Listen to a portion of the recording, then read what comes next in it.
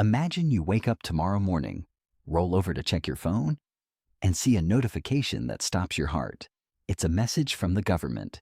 It says that because times have been a little tough lately, they've decided to help everyone out. Every single citizen, including you, just had $1 million deposited into their bank account. You jump out of bed. You're rich. You sprint to the computer to pay off your car, your house, and maybe buy that dream watch you've been eyeing for 3 years.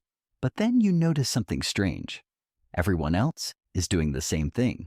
You head to the grocery store to buy a celebratory steak, but the price tag says the steak is now $50,000.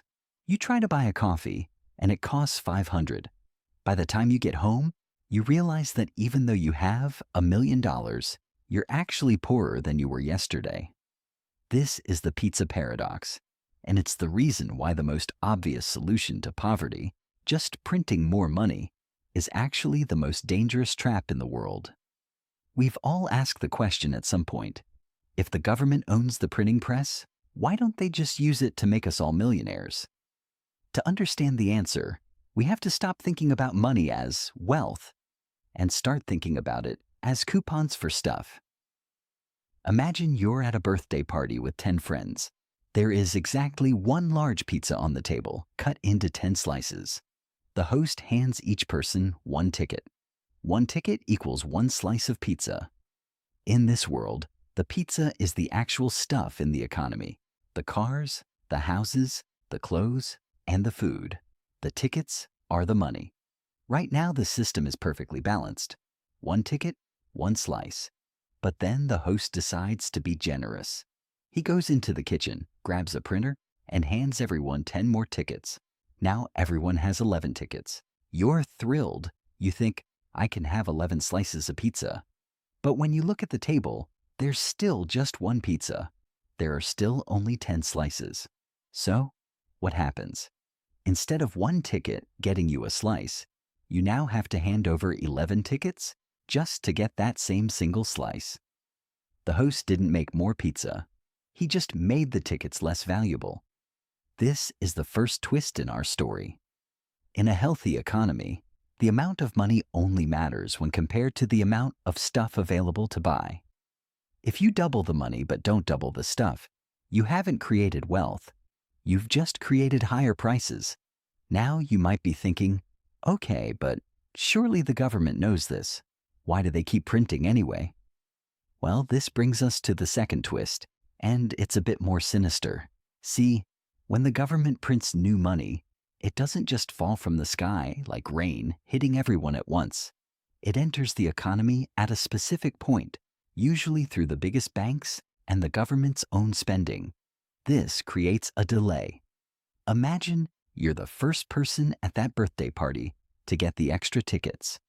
The host hands them to you secretly, while everyone else is still holding just one. You quickly run to the table and buy 3 slices of pizza for 1 ticket each, because the price hasn't changed yet. By the time the other kids get their extra tickets, the pizza is mostly gone, and the price for the last few slices has skyrocketed. This is called the Cantillon Effect.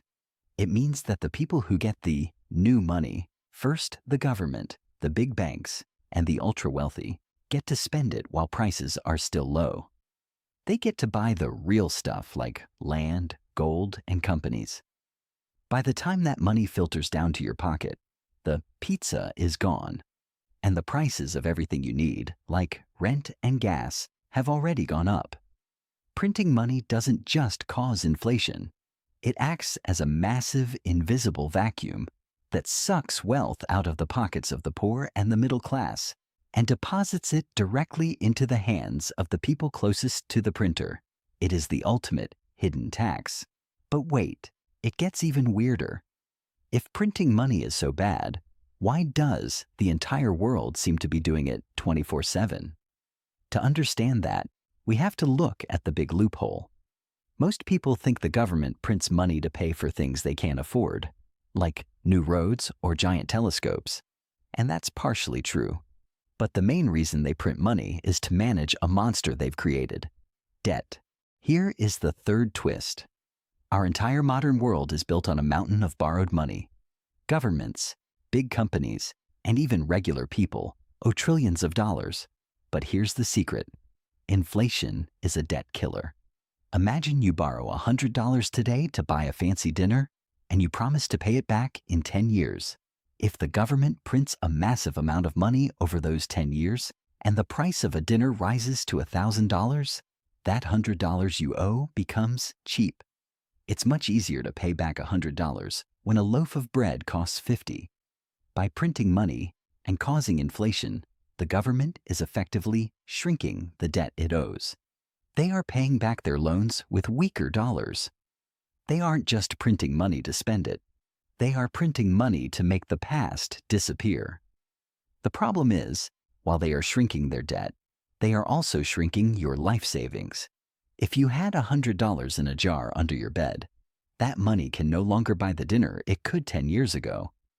The government didn't reach into your jar and take your bills. They just reached into the bills and took their power. So, why don't we just stop? Why don't we go back to using something that can't be printed like gold? Well, this leads us to the fourth twist.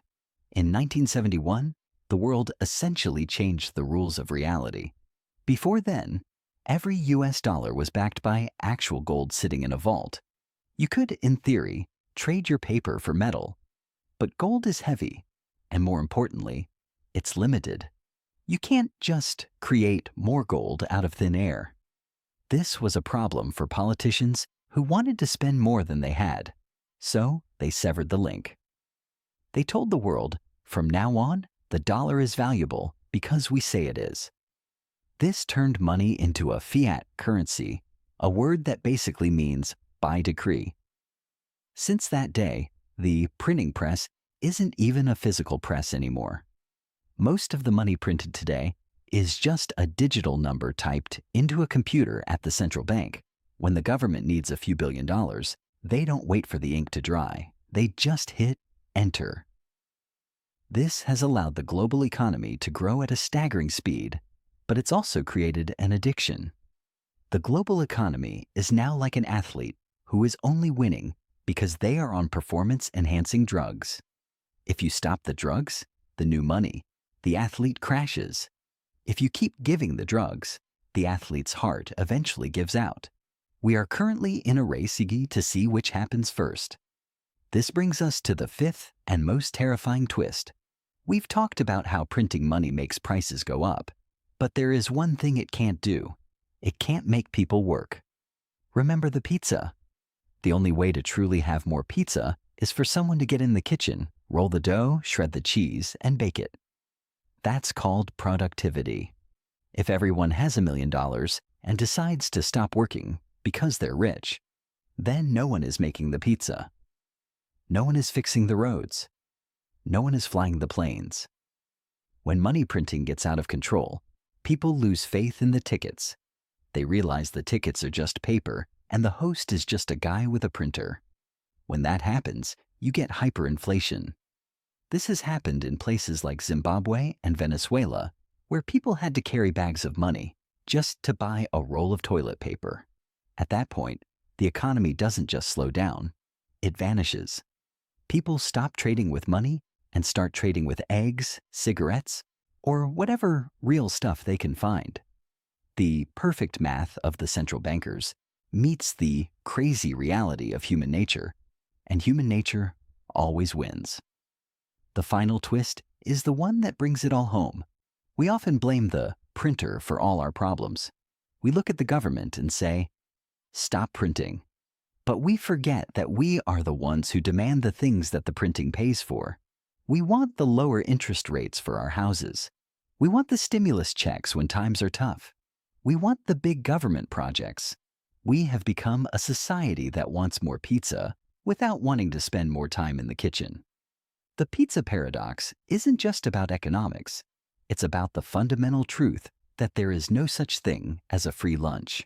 Every time a new dollar is printed without a new product being made, the value of every other dollar in existence drops just a little bit. We aren't getting richer. We're just changing the labels on the slices. The next time you hear about the government injecting money into the economy, remember the birthday party. Remember the host with the printer. And remember that no matter how many tickets you have in your pocket, you can't eat a piece of paper. You can only eat the pizza.